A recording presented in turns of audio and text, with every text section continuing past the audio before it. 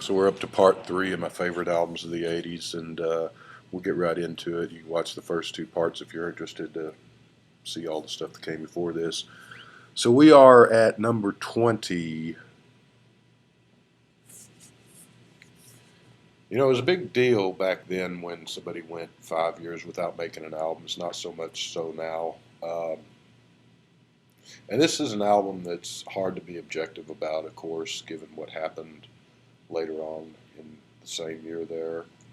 I remember being excited that John Lennon was coming back and making another album because, didn't know if he would or not. I heard the song Just Like Starting Over was the 45 release before the album came out. I liked it. I thought it sounded kind of 50-ish and upbeat and sounded like he was having fun. The album came out. Of course, quite a few songs on the album I liked. I remember thinking, because at this point I had never seen a Beatle in concert. I saw Paul years later and saw Ringo years later. I never got to see George, unfortunately. And I remember thinking, because John never really toured, he did a few solo shows, just one off things. So I was hoping that maybe he would tour. And of course, you know, never know if he had plans to do that or not. A lot of hard to be objective on this album, really, especially back then, but even now, 36 years later, it is. So, if I were be honest, if I were to rank Lennon's solo albums from top to bottom, this would actually be near the bottom for me. Taken out of the equation the experimental Two Virgins, Life with the Lions, and Wedding album deals. Uh, this would probably be sometime at New York City at the bottom, and this one. And yeah, this is a really good. Well, I'll say really good. This is a pretty good album in a lot of ways too, though. It's just that Plastic Ono Band, Imagine, Walls and Bridges, and even Mind Games are better, and I think. The thing about this album is, to me, it's half an album because you've got a John song, then a Yoko song, John song, Yoko song, vice versa. And I get the concept. It's double fantasy, the fantasies of two people. John says something, Yoko replies, John replies back, and it goes back and forth. Yoko, I mean, love of his life and all that, that's great. And that's his, you know, I always thought she was a damn kook. And, which is fine. And she doesn't really have any talent that I can see, other than maybe a talent for latching on to a millionaire meal ticket. I don't know. But all of that's fine and well and beside the point. She has no business singing. She can't sing. And so you got half an album with her, and this is the only album of John's that she's on, with the exception of Sometime in New York City and with the exception of those Two Virgin Life with the Line things that nobody listens to anyway. And I get the concept, double fantasy, a conversation back and forth between two people in love. The cover illustrates that. Maybe they should have done. Well, I mean, it's not for me to say what they should have done. It's for them to say. It sounds presumptuous, but it would have been preferable to me if they would have done what they did, because you've got John Lennon and the Plastic Ono Band album, which is a great album. You've got Yoko Ono on the Plastic Ono Band album. They both have the same covers, except the back has a picture of the respective two when they're little kids. Maybe they could have had the album cover could have been Yoko here and John here, and you hold them together and they kiss. Because the benefit of the Yoko Ono Plastic Ono Band album is that you can totally ignore it, because her singing and is I mean, some people might like it. I think it's crap, and I think she's a nut bar, which again, none of my business, and it's fine. But when it comes to having to listen to her music, I would rather not. So, and I did have back in the day. I got some of her solo albums in the cutout bin at Peaches or Sound Warehouse. They were like $1 a piece. Those things like Fly and Approximately Infinite Infinite Universe. Just got them because John played on them and I was a Beatle completist. Never got through any of them because I can't sit there and listen to for 30 minutes. I'll give her the benefit of the doubt on this one. She actually sing. Well, she tries to sing. She can't sing, but she tries to sing. Her song musically, some of the songs here are sound pretty good musically. I mean, they're nothing great. It's just if someone could actually sing, we're singing the songs, they might be okay. But I'm not. Enough of the ragging on Yoko. To me, this is half an album, so immediately I just throw half the album, her half out, and it's the John songs that I'm here that I'm interested in. And it's a pretty good crop of songs. You got Starting Over Again. You've got I'm Losing You is really good. I don't know why he didn't use the version with Rick Nielsen and I think Bunny Carlos from Cheap Trick played on. They didn't go with that one, but they're both versions are really good. Beautiful Boys, Watching the Wheels, great. Um, what's the one? Woman I like, which is sort of kind of a soft rock, sort of Billy Joel type music, but done right, not done boring. So it's a really good song. Um, it's a good album. It's not. It's at number 20, so it's not my favorite of the year, and it's not John's best. Some people considered this sort of a sellout album that John, who had been so outspoken and political, was all of a sudden just singing about changing baby diapers and sitting at home watching TV and baking bread. And maybe so, but I'm glad that from all the appearances, he seemed to have been content and happy for the most part at the end of his life. And I don't think had he lived, I wish he would have. I don't think he would have kept putting out albums like this. Maybe he would have, but I don't think so because he look at his solo career and he changes basically from album to album. John, sort of like something I read about Prince, has the attention span of a gnat and changes interest and so forth. So I think he would have moved on and done other stuff. Would his albums have been any good had he lived? If he was still alive now? Paul made a lot of crappy albums, made a lot of good albums. John maybe probably would have done the same. I would prefer to have John Lennon still alive in a lot of crappy albums and have him not alive, but it would have been interesting to see what he would have made of the 80s and Reagan and Live Aid and the decade of materialism and the 90s and fall of the Berlin Wall and all that stuff. So pretty good album. Not his best. Number 19, and I talked about this band all the time because they're my second favorite band.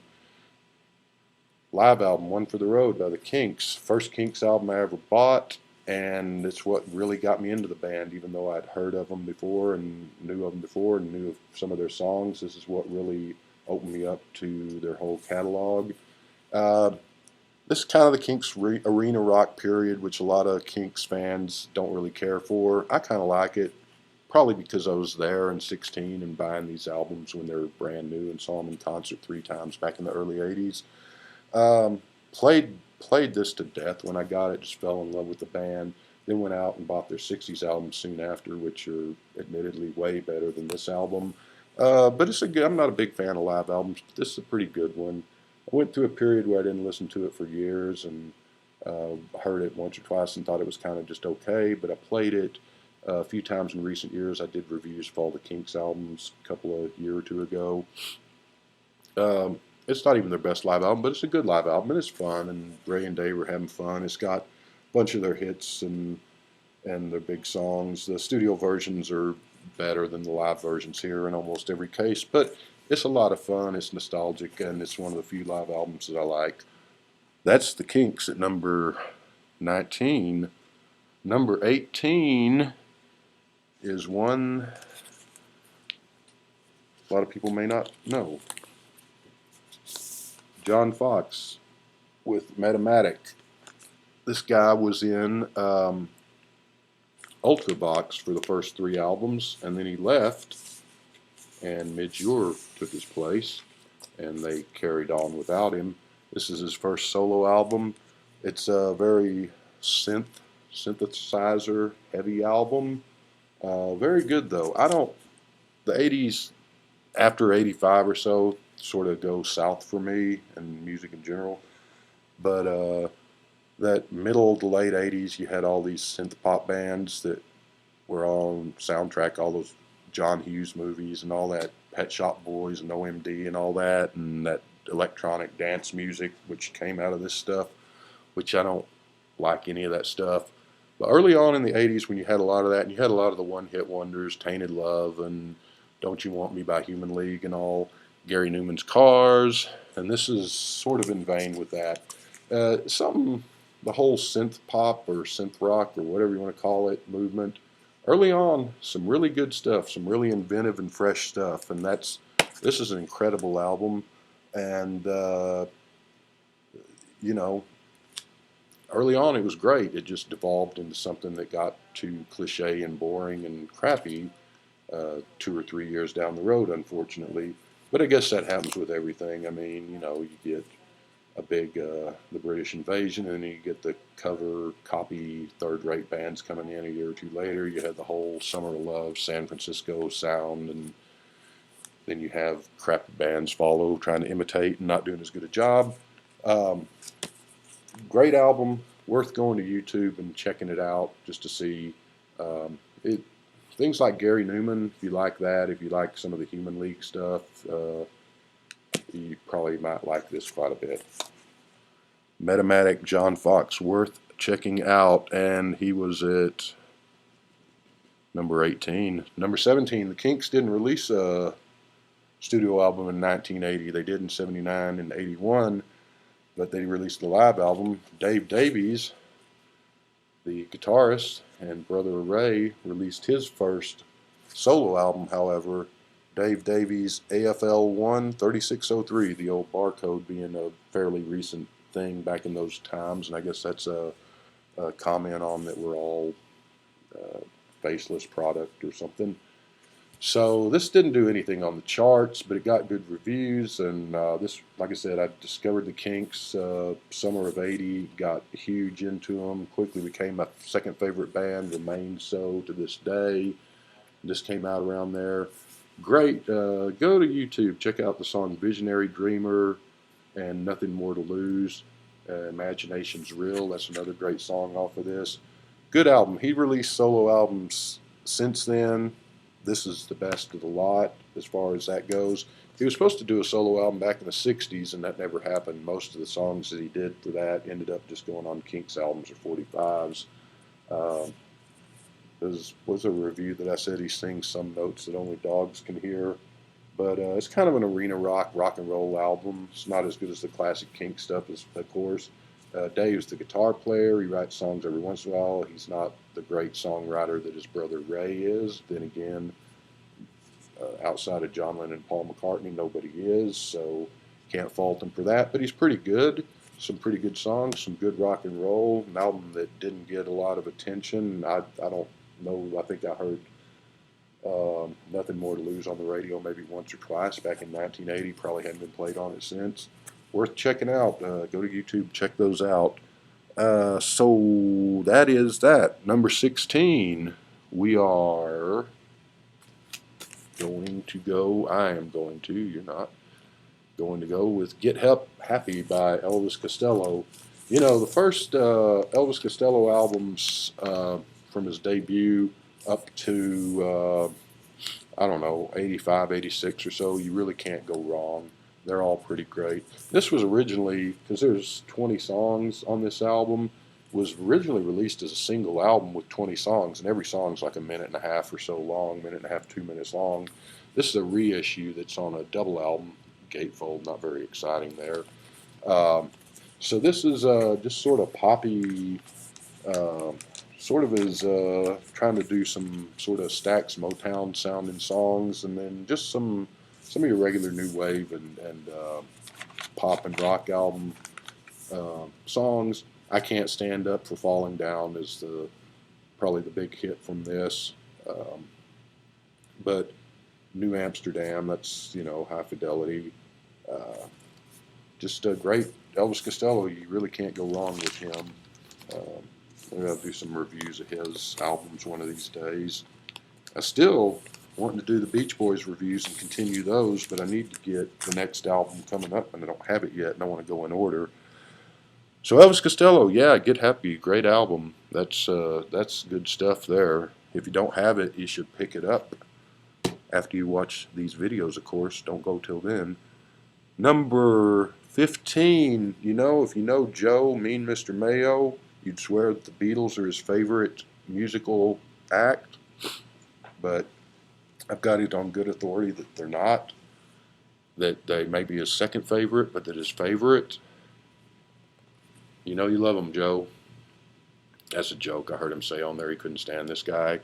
Uh, I like Bruce Springsteen. I like the Boss. This is I don't know whether this one. It's hard to pick between this Born to Run and Darkness on the Edge of Town. I'm not sure which one's my favorite. I think probably Darkness, but this is good stuff. This is he was kind of big in certain parts of the country, but this is the one that sort of started getting him big in a lot of other areas of the country where he hadn't been that big before. And of course, then everything exploded with Born in the USA, 4 years later. But Ties That Bind, Sherry Darling, Two Hearts, Hungry Heart was the hit off of this. Out in the Street, I love that. Crush on You, Look, You Can Look But You Better Not Touch. I Want to Marry You, always like that. Title track, The River's great. Cadillac Ranch is fun, kind of filler. I'm a Rocker's good. Pretty much everything on here. This is a good one. I like Born in the USA a lot. So a lot of people say that's his sellout album, his commercial album. This one's better than that. And of course, Nebraska is a great album too, but it's one that I admire more than I actually like. But I like this one. It's just got fun stuff, and it's got deep stuff, and it's got good rock and roll and good pop, and I think this might be the best overall presentation of Springsteen's music, even though I think Darkness is probably a little bit better of an album, and Born in the USA, Born to Run from '75 is right up there. So there you go, Joe. That one goes out to you. That's dedicated to me and Mr. Mayo. We are at number 14. This is a band that's been kind of forgotten. I think maybe, if I'm not mistaken, X is the name of the band. Los Angeles is the name of the album. It's their debut album. John Doe, Exene Cervenka. Great band. This is punk rock happened in England. Well, I mean, actually, the Ramones kind of started it all. If you want to keep going back, you can say the proto-punk bands were like the Stooges and the Velvet Underground and all that. But Ramones sort of inspired the punk rock movement that was the Sex Pistols and the Clash and all that. And then, of course, it boomeranged back to the United States. And this is a California band.